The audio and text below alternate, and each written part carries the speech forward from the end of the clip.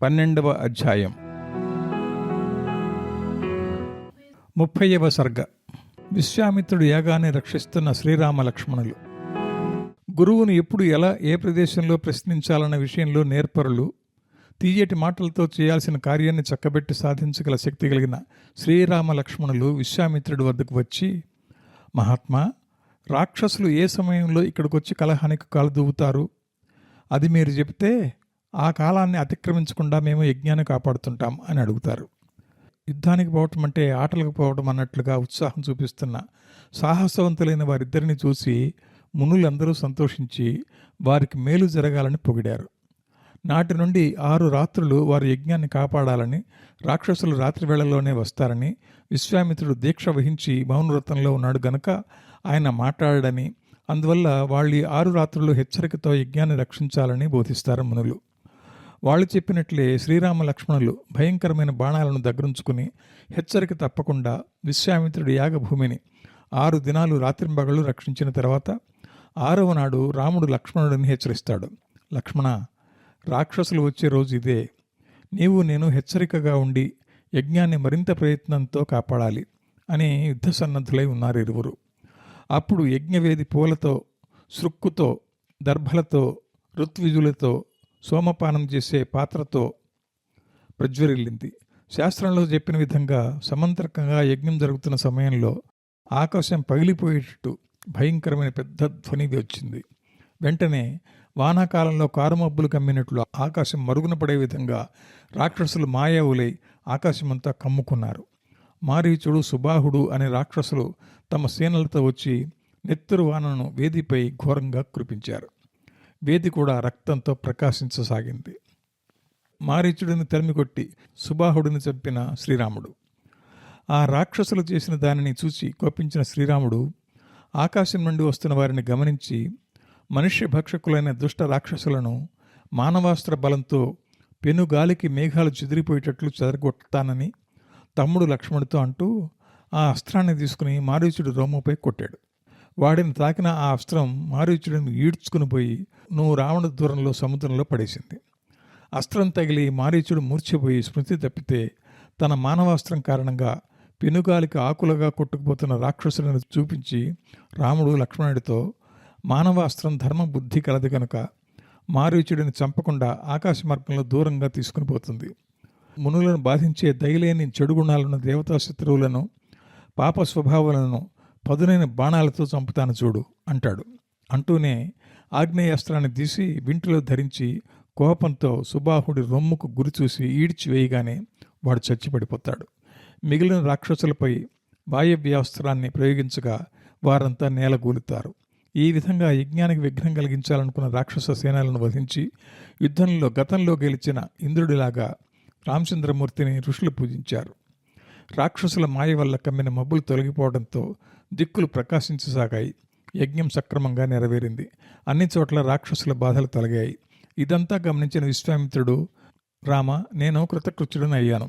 మీ తండ్రి చెప్పిన ప్రకారం నీవు గొప్పగా యజ్ఞాన్ని రక్షించి ఈ ఆశ్రమానికి సిద్ధాశ్రమం అన్న పేరును సార్థకం చేశావు అని అంటాడు. 31వ సర్గ. రామలక్ష్మణులను మిథిలా నగరానికి తీసుకెళ్తున్న విశ్వామిత్రుడు. రాజవంశంలో పుట్టిన విశ్వామిత్ర ఋషి చేసిన యజ్ఞం ఈ విధంగా రక్షించిన సూర్యవంశపు రాకుమారులు రామలక్ష్మణులు తండ్రి ఆజ్ఞాపించిన కార్యాన్ని చేశామన్న నిండు సంతోషంతో కంటి నిండా నిద్రించి తెల్లవారుగానే మేల్కొన్నారు. ప్రాతకాలకృత్యాలు తీర్చుకుని వీరాగ్రగణ్యులైన శ్రీరామ లక్ష్మణులు ముందుగా గురువైన విశ్వామిత్రుడికి, తర్వాత తపస్సంపన్నులైన ఋషీశ్వరులకు నమస్కరించి తేనెలొలికే ముద్దు మాటలతో అన్నారు ఈ విధంగా: మునీంద్ర, నువ్వు మితిమీరిన తపశ్శక్తితో నీ కార్యాలని చక్కబరుచుకోగలవు. మేము నీకు సాధించి ఇచ్చింది ఏమీ లేదు. అయినా మాకు తరుణోపాయంగా సేవనేది ఒకటి కల్పించి మా చేత చేయించుకుని మీరు సంతోషపడి మాకు గురుసేవ లభించి ధన్యులమైతేమన్న సంతోషం కలిగించమని కోరుతున్నాం. స్వయంగా మేము మీ పనులు చేయలేకపోయినా మీ వాక్య బలమే మాతో ఆ కార్యాలు చేయించగలదు. కాబట్టి మీరు చేయాల్సిన కార్యం ఏదో చెప్పి మాతో చేయించండి. జవాబుగా విశ్వామిత్రుడు శిష్యుల యోగక్షేమం కనుక్కోవడం గురువుకు ముఖ్యమని, వారికి శుభం కలిగే ఉపాయాన్ని ఆలోచించి రామలక్ష్మణులకు తెలియజేశాడు ఈ విధంగా: రామచంద్ర, మిథిలాదేశపు రాజు జనకుడు మిక్కిలి ధర్మాత్ముడు. ఆయన ఇప్పుడు యజ్ఞం చేసే ప్రయత్నంలో ఉన్నాడు. నేను ఇతర మునీశ్వరులు అక్కడికి పోతున్నాం, మీరు కూడా రండి. ఆయన రాజు, మేము రాజకుమారులం, ఆయన పిలవకుండా పోవటం మర్యాద కాదు అని అనవద్దు. పిలవకున్న యజ్ఞానికి పోవచ్చు అని శాస్త్రం చెప్తున్నది. అదీ కాకుండా రాజులైన వారు అక్కడికి పోవాల్సిన పని ఉంది. ఆయన దగ్గర దేవతా సంబంధమైన మిక్కిలి ప్రసిద్ధికెక్కిన ధనస్సు ఒకటి ఉంది. దాని మహిమ ఆశ్చర్యకరం. పూర్వం దాన్ని దేవతలు దేవరాతుడు అనే రాజుకిచ్చారు. ఆ విల్లు ఎక్కుపెట్టడం దేవతలకు, గంధర్వులకు, పన్నగులకు, కిన్నరులకు, రాక్షసులకు, యక్షులకు, వీరిలో ముఖ్యులైన వారి సమూహానికి సాధ్యపడదు. మనుషులకు అసలే చేత కాదు. రఘువంశ దీపమా, నీవు ఆ మహాత్ముడి యజ్ఞాన్ని, అక్కడున్న దివ్యమైన, అమోఘమైన, శ్రేష్టమైన శాపాన్ని కీర్తికరంగా చూడవచ్చు. పోదాం రమ్ము అని అంటాడు. తర్వాత వింటి వృత్తాంతాన్ని ఆయన వెంట వస్తున్న ఋషులు వివరిస్తారు ఈ విధంగా. కీర్తనీయ చరిత్రుడైన మిథిలాపతి ఒక గొప్ప యజ్ఞాన్ని శాస్త్ర ప్రకారం నిర్వర్తించి దానితో దేవతలను తృప్తిపరిచి ప్రతిఫలంగా సునాభం అనే దివ్య శాపాన్ని ఇమ్మని దేవతలను కోరాడు. ఆయన కోరినట్లే వారు ఇచ్చి వెళ్ళారు. అప్పటి నుంచి ఆ శాపం ఆయన రాజగృహంలోనే ఉంది. ప్రతిదినం గంధంతోనూ, పూలు, ధూపం, దీపం మొదలైన సామగ్రులతోనూ అది పూజింపబడుతున్నది. తన వెనుక శ్రీరామ లక్ష్మణులు ప్రయాణానికి సన్నద్ధమవుతుండగా విశ్వామిత్రుడు సిద్ధాశ్రమాన్ని వదిలి హిమవత్ పర్వతానికి పోతున్నానని అక్కడున్న వనదేవతలను సంబోధిస్తూ అంటాడు. అంటూనే ఆశ్రమానికి ప్రదక్షిణ చేసి ఉత్తర దిక్కుగా బయలుదేరాడు. ఆయన వెంట మునీంద్రులు, శ్రీరామ లక్ష్మణులు బయలుదేరారు. వనంలోని జింకలు, మృగాలు, చిలుకలు, ఇతర రకాల పక్షులు విశ్వామిత్రుడి వెంట వస్తుంటే వాటిని చూచి ఆయన వెనక్కు మరలిపోమ్మని మంచి మాటలతో నచ్చజెప్పి మరలిపోయేటట్లు చేస్తాడు. దూర ప్రయాణం చేసిన పిదప సూర్యుడు అస్తమించగానే మునీశ్వరులు శోణ నదిలో స్నానం చేసి సంధ్యావందనం చేసి ఇతర సాయంకాల కాలకృత్యాలను నెరవేర్చుకున్నారు. ఆ సమయంలో విశ్వామిత్రుడు చుట్టూ చేరిన వారిలోని శ్రీరాముడు తీగలతోనూ చెట్లతోనూ అలంకరించబడిన ఆ దేశం ఎవరిదని వినేందుకు ఉత్సాహంగా ఉందని అంటాడు. అందరూ వింటుండగా విశ్వామిత్రుడు ఆ దేశం కథను యథార్థంగా చెప్పసాగాడు. 32వ సర్గ. తమ వంశ కథను శ్రీరాముడికి చెప్పిన విశ్వామిత్రుడు. శిష్యుడు గురు వంశ పరంపరను, గురువు మహత్యాన్ని అవశ్యం తెలుసుకోవాలి గనక విశ్వామిత్రుడు తన వంశ చరిత్రను తానే తెలిపాడు. అయితే తన మహత్యాన్ని తానే చెప్పుకోకూడదు కాబట్టి తన విషయాన్ని తెలిసిన ఇతరులతో చెప్పించాలన్న ఉద్దేశంతో ఆ విషయాలను శతానందుడి ద్వారా శ్రీరామ లక్ష్మణులు తెలుసుకోవడం జరిగింది వివరంగా. పూర్వకాలంలో నిర్విఘ్నంగా తపస్సు చేసినవాడు, బ్రహ్మపుత్రుడు, కుచ్చితపు జనులను దండించేవాడు, లోకులకు తనకు మేలు కలిగించేదానిని తెలిసినవాడు, సాధువశుడు, గొప్ప మహిమ గలవాడు అయిన నైకుశుడు అనేవాడుండేవాడు. మిక్కిలి సద్గుణాలు కలిగి గొప్ప వంశంలో పుట్టిన రత్నం లాంటి విదర్భరాజు కూతురుని తనకు భార్యగా చేసుకుని నైకుశుడు తనతో సమానమైన నిర్మల గుణాలున్న 4 కొడుకులను ఆమె గర్భంలో కన్నాడు. కుశుడు బ్రహ్మపుత్రుడైన ఆయన కొడుకులు క్షత్రియ స్త్రీకి జన్మించి క్షత్రియ వృత్తిలో చరించారు కాబట్టి వారు క్షత్రియులయ్యారు. రావణాసురుడు అలాంటివాడే. నైకుశుడి 4 కొడుకుల పేర్లు కుశాంబుడు, కుశనాభుడు, అధోర్తరజనుడు, వసువు. వారందరూ తేజోవంతులు, ఉత్సాహం, ధైర్యం గలవారు, అతశూరులు. కుశుడు బ్రహ్మకొడుకైన కుమారుల విషయంలో క్షత్రియ ధర్మాన్నే పాటించదలిచి కొడుకులతో పుణ్యం అతిశయించే భూమి పరిపాలన చేయమని ఆదేశించాడు. కీర్తిమంతులైన ఆ 4 తండ్రి చెప్పినట్లే తమకు యోగ్యమైన ప్రదేశాలను ఎంచుకుని న్యాయంగా, పరిశుద్ధంగా, ప్రజలు చెడిపోకుండా, ప్రీతితో, పరాక్రమంతో జనులందరూ తమను గౌరవిస్తుంటే రాజులై రాజ్యమేలారు. కుశాంబుడు తన పేరు మీద కౌశాంబి అనే నగరాన్ని, కుశనాభుడు మహోదయం అనే పట్టణాన్ని, అధోర్తరజనుడు ధర్మారణ్యం అనే నగరాన్ని, వసువు గిరివ్రజపురాన్ని కట్టించి వాటిని తమ రాజ్యాలకు రాజధానిగా చేసుకుని పరిపాలించారు. ఆ 4లో వసువు పాలించిన గిరివ్రజపురం రాజధానిగా ఉన్న ప్రదేశం ఇదే. 5 మహాపర్వతాలు ఈ ప్రదేశాన్ని చుట్టి కోట గోడల వలె రక్షిస్తుంటాయి. మగధ దేశంలో పుట్టిన శోణ నది ఈ పర్వతాల మధ్య రాజ్యలక్ష్మి ధరించిన ముత్యాల సరంలాగా ప్రవహిస్తుంటుంది. శోణ నది పడమటి ముఖంగా పారుతుంది. వసువు చేసిన ప్రయత్నాల వలన ఈ ప్రదేశం ఎంతో వృద్ధి చెందింది. ఇంద్రవైభవంతో సమానమైన వైభవం గల కుశనాభుడు సుందరి, చిరునవ్వులు చిందించేదైన ఘృతాచిని పెళ్లి చేసుకుని రూప విలాస అతిశయం కలిగి లోకమంతా గౌరవించే మంచి తేజస్సు, నిర్మల ప్రీతి గల 100 మంది కన్యలను కన్నాడు. కుశనాభుడి పుత్రికల వృత్తాంతం. పూచిన తంగేడు చెట్ల లాంటి శరీరాలతో బంగారు కాంతులు వ్యాపింపజేస్తూ వికసించిన మల్లెపూల లాంటి నడుముతో ఉయ్యారంగా ఊదితే ఎగిరిపోతారా అనే సొగసుతో విచ్చిన అశోకాల లాంటి సొమ్ములను కెంపులను ధరించి తళతళమనే కాంతులు జిమ్ముతూ గాలికి విడిగిన మన్మథ ధ్వజాలు అడిగిన పైటలు వంటి మీద నుండి జారుతుంటే నిండు వయసు వికాసంతో అతిశయించిన చిలుకల దండు వచ్చిందా అన్న రీతిలో ఉయ్యారాలు ఉలికిస్తూ ఆ 100 మంది గజగమనలు ఒకనాడు ఉద్యానవనంలో ప్రవేశించారు. చేతుల్లో వీణలు ధరించి విలాస చేష్టలతో మనసులు సంతోషిస్తుంటే వానాకాలపు మెరుపులలాగా మనోహరమైన శరీరాలను అందంగా ఆటల్లో ముంచి విలాసంగా పాడుతూ మబ్బుల మధ్య చుక్కల్లా వారందరూ ఉద్యానవనంలో విహరించారు. అలా సమానమైన అందంతో ప్రాయంతో ప్రకాశిస్తూ రత్నాలు చెక్కిన వడ్డాణాలు ధరించిన ఆ సుందరాంగులను చూచి ఆశ్చర్యపడి మన్మథుడి ప్రభావంతో వికసించిన మనస్కుడైన వాయుదేవుడు ఆ కన్యలందరినీ తన భార్యలు కమ్మని కోరాడు. తన కోరికను వాళ్ళు ఒప్పుకుంటే వారికి మనుష్యత్వం పోయి దీర్ఘాయువు సంపద కలిగి ఆనందంతో ఉండొచ్చని అంటాడు వాయుదేవుడు. చక్కని అవయవాలున్న వనితలారా, మిమ్మల్ని చూసినప్పటి నుండి మదన తాపంతో విస్తార మోహంతో బాధపడుతున్నాను. కాబట్టి మిమ్మల్ని కౌగిలించుకుంటే కలిగే సుఖాన్ని నాకు ఇవ్వండి. మీకు దేవత్వాన్ని కలిగిస్తాను. మీరు దీర్ఘకాలం యవ్వనం కలిగి సుఖించవచ్చు. మనుషులలో యవ్వనం శాశ్వతం కాదనే విషయం మీకు తెలిసిందే. మీరు నాకు భార్యలై నాతో సాంగత్యం చేస్తే మీకు మరణం లేకుండా దేవత్వం లభిస్తుంది అన్న వాయుదేవుడితో పరిహాసంగా జవాబిచ్చారు ఆ కన్యలు ఈ విధంగా: జగత్ప్రాణ, ప్రీతితో సమస్త భూతకోటులను రక్షించేవాడవని కీర్తి పొందిన నిన్ను తెలియని వారు లేరు. చరాచరాలన్నిటికీ అంతరాత్మవైన నీ వంటి మహాత్ములు న్యాయ మార్గం తప్పి దిగ్భ్రమ కలిగించే ఆడపిల్లలను చూడగానే ఇలా అవమానించే మాటలు అందగునా? ఇంత గొప్పవాడమైన నీవు కులకన్యక ధర్మం తెలియక భారస్త్రీలతో కులటలతో మాట్లాడినట్లు మాట్లాడడం నీతి కాదు. వాయుదేవా, నువ్వు ఇతరులను పవిత్రం చేసేవాడివి కనుకనే పవనుడు పవమానుడు అన్న పేరొచ్చింది. ఇలా నీవు అధర్మ కార్యాలకు పూనుకుంటే అపవిత్రుడివై ఇతరులను పవిత్రులుగా చేయలేవు. అప్పుడు పవమానుడు అనే పేరు నీకు నేతి మిరకాయ లాంటిదే. ఇంత సాహసం చేసిన నిన్ను మా తపోబలంతో శపించి వధించగలం. కానీ కోపిస్తే మా తపస్సు వ్యర్థమవుతుందని ఊరుకుంటున్నాం. ఈ కుశనాభుడి కూతురులను నువ్వు ఎరుగవు. అందుకే జారణ్యులతో మాట్లాడినట్లు మాట్లాడావు. మన్మథుడు నీ కళ్ళలో దుమ్ము కొడుతుంటే మేమెవరమో తెలుసుకోవడం నీకు సాధ్యం కాదు. ఈ వార్త మా తండ్రికి తెలిస్తే నిన్ను చంపకుండా ఉండడు. ఆయనకు చేరకముందే వెళ్ళిపో. ఆయన్ను అలక్ష్య దృష్టితో చూడొద్దు. కన్యాదాన ఫలం ఆయనకు రాకుండా చేయొద్దు. రాకుమార్తెలమైన వయసొచ్చిన వారిమైన స్వయం వరాధికారం మాకున్నా మా తండ్రికి కన్యాదాన ఫలం లేకుండా చేసే పనిని మేము అంగీకరించాం. మాకు తండ్రి దైవం, రాజు. ఆయన సమ్మతించి ఎవరికిస్తే వారే మా భర్త. మా మాట విని నీ చెప్పు మాటలు మాని వెళ్ళిపో.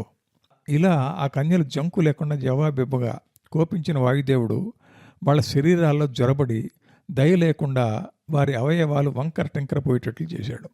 బిగుసుకున్న దేహాలతో, వంకర నడకలతో, పొట్టి తొడలతో, చూసేందుకు వికారమైన శరీరాలతో, రాకూడనంత వేగంతో ఇళ్లకు తిరిగి వచ్చారు వారు. ఇంటికి పోయి సిగ్గుతో నేలపై పడున్న బిడ్డలను చూసిన తండ్రి నిబ్బరం వదిలి విచారంతో తొట్రపాటుతో ఏ పాపాత్ముడు నియమం చెడి వాళ్ళని ఇట్లా చేశాడు అని అడుగుతాడు. కన్నీరు కారుస్తూ నేలపై పడి పొర్లుతూ ఏడుస్తుంటే ఎవరు ఇలా చేటుకాలం సమీపించి వాళ్ళ దుఃఖానికి కారణమయ్యారో చెప్పమని కుశనాభుడు కూతుళ్ళని అడిగి వారి జవాబు కొరకు నిరీక్షించాడు. 33వ సర్గ. వాయుదేవుడు తమను అవమానపరిచాడని తండ్రికి చెప్పిన కుశనాభుడి కూతుర్లు అమితమైన దుఃఖంతో కళ్ళ నుండి నీళ్లు ప్రవాహంలాగా కారుతుంటే బ్రహ్మతో సమానమైన తమ తండ్రి పాదాలపై శిరస్సుంచి చెప్పారు ఆ కూతుళ్ళిలా: ఏమని చెప్పాలి తండ్రి? మోహాంధుడై గర్వంతో వాయువు మాలో పోకూడని మార్గంలో ప్రవేశించి మాకిలాంటి సంతాపం కలిగించాడు. ఆయనకు మేము ఏ అపరాధము చేయలేదు. మమ్మల్ని అందరినీ పెళ్లి చేసుకుంటానని ఆయనే అంటే మా తండ్రిని అడగమని చెప్పాం. మా తండ్రి నీకు ఇస్తే చేసుకుంటామన్నాం. మాకు మా తండ్రిని మించినది ఏదీ లేదు. ఆయన మాట జవదాటమని, మాకు స్వాతంత్ర్యం లేదని, ఆకుచాటు పిందెలమని, తండ్రి చాటును ఉండేవారమని, ధర్మం తప్పి మాట్లాడవద్దని, మాకు కోపం తెప్పించవద్దని చెప్పాం. మేము ఆడపిల్లలమని, మేమేమీ చేయలేమని అనుకుని ఆ పాపాత్ముడు మమ్మల్ని ఇట్లా అవమానకరమైన మరుగుజ్జుల్లాగా తయారు చేశాడు.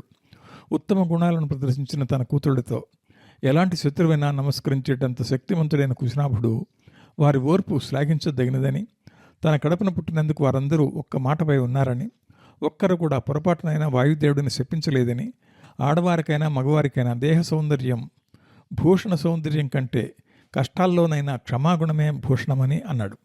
స్త్రీలకు, అందున బాలికలకు తమను అవమానించిన వారిని సహించడం సాధ్యం కాని పని. రూప యవ్వనాలతో ఉన్న మీరు మీ సౌందర్యాన్ని, యవ్వనాన్ని చూసి కామానికి వశపడక తండ్రి కొరకై సహించి ఉండడం అంటే గొప్ప విషయమే. దానికి కారణమైన వారిని శపించక రక్షించడం మరీ శ్లాఘ్యం. ఒక్కరు కూడా కామక్రోధాలకు వశపడకుండా ఉండటం ఉత్తమోత్తమం. క్షమే దానం. యజ్ఞం అంటే క్షమే, క్షమే సత్యం, సత్కీర్తి క్షమే, క్షమే మేలైన ధర్మం. క్షమలోనే జగమంతా ఆధారపడి ఉంది. క్షమను సాధిస్తే ప్రపంచాన్ని జయించినట్టే, అన్నీ సాధించినట్లే అని కుశనాభుడు తన కూతుళ్లను సమాధానపరిచి కొలువు తీరి మంత్రులందరినీ పిలిచి అన్ని విధాలా ఆలోచించి తన కూతుళ్లకు తగిన వరులెవ్వరని యోచన చేశాడు. అదే సమయంలో చూళి అనే రేతస్ఖలనం లేని మునీశ్వరుడు తపస్సు చేస్తుంటే ఊర్మిళ అనే గంధర్వ స్త్రీ కూతురు సోమద అనే కన్య ఆ మునికి శుశ్రూష చేస్తుండేది. బ్రహ్మదత్తుడి చరిత్ర. కొన్ని సంవత్సరాలు గడిచిన తర్వాత సోమద శ్రద్ధాభక్తులకు సంతోషించిన చూళి ఆమెకేం కావాలనో అడగమంటాడు. తనకు కలగనున్న అదృష్టానికి ఆనందపడ్డ సోమద తీయటి మాటలతో దివ్య మహర్షులలో శ్రేష్ఠుడు, అసమాన తపఃప్రకాశంతో సూర్యుడిని జయించినవాడు, అపరబ్రహ్మ అయిన చూళితో తనకు మిగులు పవిత్రుడు, బ్రహ్మజ్ఞానంతో కూడినవాడు అయిన కొడుకును అనుగ్రహించమని అంటుంది. తనకు మొగుడు లేడని, వివాహం కాలేదని, ఆయన్నే శరణుజొచ్చానని, ఆయన తపో మహిమతో తనకు పుత్రుడు కలిగేటట్టు చేయమని ప్రార్థిస్తుంది. ఆ మాటలకు సంతోషించిన చూళి తన సంకల్ప బలంతో ఆమెకు కొడుకును, మంచి నడవడి గలవాడిని కలిగేటట్లు చేసి పంపించాడు. సోమద కొడుకైన బ్రహ్మదత్తుడు కాంపిల్యం అనే పురానికి రాజై కీర్తిమంతుడై ఇంద్రుడు అమరావతిని పాలించినట్లే పాలించాడు. ఆ బ్రహ్మదత్తుడిని తనకు యోగ్యతకు తగిన మార్గంలో పిలిపించి తన అభిప్రాయాన్ని తెలిపి ఆయనకు తన 100 మంది కుమార్తెల నుంచి వివాహం జరిపించాడు కుశనాభుడు. బ్రహ్మదత్తుడు వివాహ సమయంలో ఆ కన్యలను చేత్తో ముట్టుకోగానే వారందరి వికార దేహాలు పోయి పూర్వంలాగానే మనోహరమైన సుందర శరీరాలు వచ్చాయి. అలా ప్రకాశిస్తున్న తన కూతుళ్లను చూచి కుశనాభుడు ఆశ్చర్యంతో సంతోషంతో మైమరిచి వారిని బృహదత్తుడితో పంపాడు. బ్రహ్మదత్తుడి తల్లి సోమద కూడా వారిని చూసి సంతోషించింది. ఆ కన్యలున్న ప్రదేశానికి కన్యాకుబ్యం అని పేరు వచ్చింది. దాన్నే ఇప్పుడు కనోజ్ అంటారు. 34వ సర్గ. ఎంత గొప్ప మహాత్ముల కర్తవ్యమైన భగవత్ సేవ యథాశక్తిగా చేయడమే. తన కుమార్తెలను వివాహం చేసుకుని బ్రహ్మదత్తుడు వెంట తీసుకుని పోయిన తర్వాత సంతానం లేని కుశనాభుడు కొడుకు కొరకు యజ్ఞం చేశాడు. అప్పుడు బ్రహ్మ మానసపుత్రుడైన కుశుడు తన కొడుకైన కుశనాభుడితో ఆయనంతటి వాడు పుణ్యాత్ముడు అయిన గాధి అనే కొడుకు అతడికి కలుగుతాడని, ఆ కొడుకు వల్ల భూమి మీద కుశనాభుడికి శాశ్వత కీర్తి కలుగుతుందని చెప్తాడు. ఆయన చెప్పినట్లే కుశనాభుడికి సజ్జన స్తుతిపాత్రుడు, ధర్మనిష్ఠుడు అయిన గాధి జన్మించాడు. ఆ గాధి అనేవాడే తన తండ్రి అని, కుశుడి వంశంలో పుట్టినందున కస్తూరి పాత్రలాగా తనకు కౌశికుడు అన్న పేరొచ్చిందని విశ్వామిత్రుడు కళ్యాణ గుణాలయ భూషణాలైన రామచంద్రమూర్తితో అంటాడు. వంశానికంతా కీర్తికారకుడైన ఒక మహాత్ముడున్న ఆ వంశానికి అంతా కీర్తి వస్తుందని, అపకీర్తి కూడా అలానే వ్యాపిస్తుందని, ప్రతివారు తమ వలన తమ వంశానికి సత్కీర్తి వచ్చేటట్లు వ్యవహరించాలని విశ్వామిత్రుడు ఇక్కడ సూచిస్తున్నాడు. రామచంద్ర, నాకు నా తండ్రి వలన మాత్రమే కాకుండా అక్క వలన కూడా చాలా కీర్తి వచ్చింది. ఆమె తన పాతివ్రత్య మహిమతో దేహంతోనే స్వర్గానికి పోయి అక్కడ సుఖాలు తానొక్కతే అనుభవించడం ఇష్టం లేక, అలాంటి సుఖం అందరికీ కలిగించాలన్న ఉద్దేశంతో గొప్ప దేవతా నదిగా మారి దేవతల నివాస భూమి అయిన హిమవత్ పర్వతం శిఖరంపైకి ఆకాశ మార్గాన పోయి ఆకాశం నుండి కిందకి దిగింది. ఆమెపై నాకున్న ప్రేమ వల్ల నేను కూడా ఆ నదీ ప్రాంతంలోనే సుఖంగా ఉంటున్నాను. ఆకాశగంగ పామరులను పావనం చేయడానికి బ్రహ్మ పంపగా కిందకొస్తే ఈమె తనంతట తానే లోకులను పావనం చేయడానికి స్వర్గ సుఖాలను విడిచిపెట్టి భూమి మీదకి వచ్చిందని కీర్తి సంపాదించింది. ఆమె సోదరుడనేందున నాకు కీర్తి వచ్చింది. ఈ నదిని ఇప్పుడు కూసి అంటారు. అక్కడ ఉండేవాడివి ఇక్కడెందుకు వచ్చావని నువ్వు అడగవచ్చు. రామచంద్ర, యాగం చేస్తే మంచిదన్న ఆలోచనతో, అది శ్రీమంతమైన సిద్ధాశ్రమంలో చేస్తే సిద్ధి పొందవచ్చన్న తలంపుతో ఇక్కడికి వచ్చాను. వచ్చిన పని నీ అనుగ్రహం వల్ల, శక్తి వల్ల సఫలమైంది. కాబట్టి మునుపటిలాగే అక్కడికే పోయి అక్కడే ఉంటాను. నా విషయం నేనే చెప్పుకోకూడదు. అయినా నీవు అడిగినప్పుడు చెప్పకుండా ఉండకూడదు కనుక పెద్దల యశస్సును దాచకుండా నా వంశ విధాన్ని, నేను జన్మించిన రీతిని, పవిత్ర గుణాలు కలిగి నీకు చెప్పాను అని విశ్వామిత్రుడు రాముడితో తెలియజేశాడు. కథలు చెప్పటం వలన రాత్రి వేళయిందని, అర్ధరాత్రి కావచ్చిందని, క్షేమంగా చక్కగా నిద్రించమని, నిద్రపోకపోతే ఉదయం ప్రయాణం చేయడానికి బడలుగా ఉంటుందని అంటాడు. రాత్రి వర్ణన. రామచంద్ర, చెట్ల మీదున్న ఆకుల్లో ఒక్కటైనా కదలడం లేదు. నిద్రపోదామనుకున్న మృగాలు, పక్షులు నిద్రలోకి జారాయి. గాఢమైన చీకట్లు సందు లేకుండా ముంచేశాయి. సంధ్యాకాలం దాటిపోయింది. ఆకాశంలో నక్షత్రాలు కళ్ళలాగా ప్రకాశిస్తున్నాయి. చల్లటి తన కిరణాలతో దట్టమైన చీకట్లను తొలగించాలని లోకాలన్నీ సంతోషపడుతుంటే చంద్రుడు ఉదయించాడు. చీకటికి భయపడిన గుడ్ల గోపుల గుంపులు, మాంసం తినే క్రూర మృగాలు, యక్షుల సమూహాలు, రాక్షసుల గుంపులు ధైర్యంతో అన్ని ప్రదేశాల్లో తిరుగుతున్నాయి అని విశ్వామిత్రుడు అంటూ కాసేపు మౌనం దాలుస్తాడు. ఇదంతా వింటున్న మునీశ్వరులు, మేలు మేలు, మీ పవిత్ర వంశం లోకంలో ప్రసిద్ధికి ఎక్కింది. మీ వంశంలో పుట్టినవారు బ్రహ్మతో సమానమైన వారు, మనుషుల్లో శ్రేష్ఠులు, మహిమల్లో దేవతలతో సమానులు. విశ్వామిత్ర, నువ్వు దేవతలలో బ్రహ్మలాగా శ్రేష్ఠుడవు. నీ మహిమకు అడ్డం లేదు, అందుకే కీర్తితో ప్రకాశిస్తున్నావు. సహజంగా సారవంతమైన మీ వంశాన్ని నదుల్లో శ్రేష్టమైన మీ అక్క మరింత కీర్తిమంతంగా చేసింది అని అంటుండగా, తాను నిద్రించకపోతే రామలక్ష్మణులు నిద్రించరని, ముచ్చట్లు పెట్టుకుంటారని భావించిన విశ్వామిత్రుడు అస్తమించిన సూర్యుడులా నిద్రపోయాడు. శ్రీరామచంద్రుడు స్తోత్రపాత్రమైన మంచి గుణాలున్న విశ్వామిత్రుడిని పోడుకుంటూ తమ్ముడితో కలిసి పచ్చికపై పడుకున్నాడు.